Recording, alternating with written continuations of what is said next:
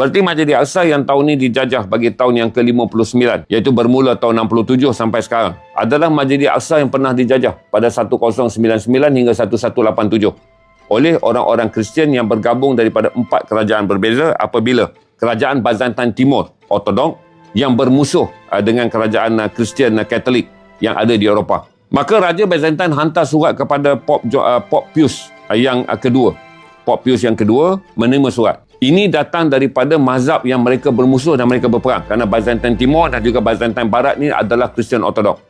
Tapi kata Raja Byzantine Timur, kami adalah tembok akhir jatuh. Kalau kami jatuh, Islam akan sampai ke tanah orang-orang Katolik. Maka orang Kristian mula sedar bahawa perbezaan mazhab mereka adalah sesuatu yang berbahaya kalau mereka tak bersama memerangi Islam.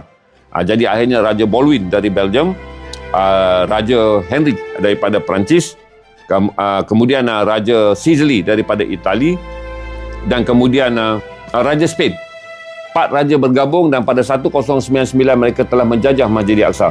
Saladin kemudiannya muncul menjadi orang yang memilih menjadi panglima perang pada tahun 1173.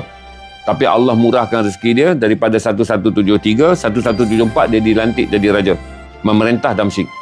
Allah murahkan lagi rezeki dia, tak lama kemudian Empire Syiah Fatimiyah di Mesir jatuh dan Saladin memerintahnya. Saladin membentuk perang yang pertama 1184, tak menang 1187, yang dipanggil sebagai perang dahaga ataupun dipanggil perang manipulasi air. Yang mana Iran menggunakan juga perang yang sama sekarang, dipanggil sebagai perang manipulasi minyak atau perang manipulasi Selat Hormuz. Bukan perkara aneh. Kerana Saladin Al-Ayyubi ketika dia menghantar angkatan perang dia juga mengalami jumlah yang sedikit berbanding tentera Kristian yang telah pun 8 tahun menduduki Masjid Al-Aqsa. Jadi sampai di tempat bernama Hittin, apa yang Saladin buat adalah menunjukkan keinginan yang gairah dia akan menyerang. Menjadikan tentera Kristian yang tunggu di Hittin untuk melindungi perang ni daripada berlaku di Old City, tapak Baitul Maqdis atau Masjid Al-Aqsa. Mereka tunggu. Saladin dah ada 3 kali pengalaman perang. Maka dia tahu setiap kali tentera Islam menang, tentera Kristian menanti untuk membuat pembantaian kerana mereka dah 3 kali berjaya mengalahkan Saladin. Tapi Saladin sedar, satu strategi yang akan mengabaikan orang Kristian adalah nak mempercepatkan perang ni. Apa yang mereka akan buat? Saladin kata, turun naik dan tunjukkan kegarahan kita di tebing pergunungan. Bila tentera-tentera Kristian menanti hampir 1 minggu tentera Islam tak datang ke medan tanah lapang, tentera Kristian menjadi gelojoh. Mereka bergerak menuju ke kaki gunung dan meninggalkan sumber air.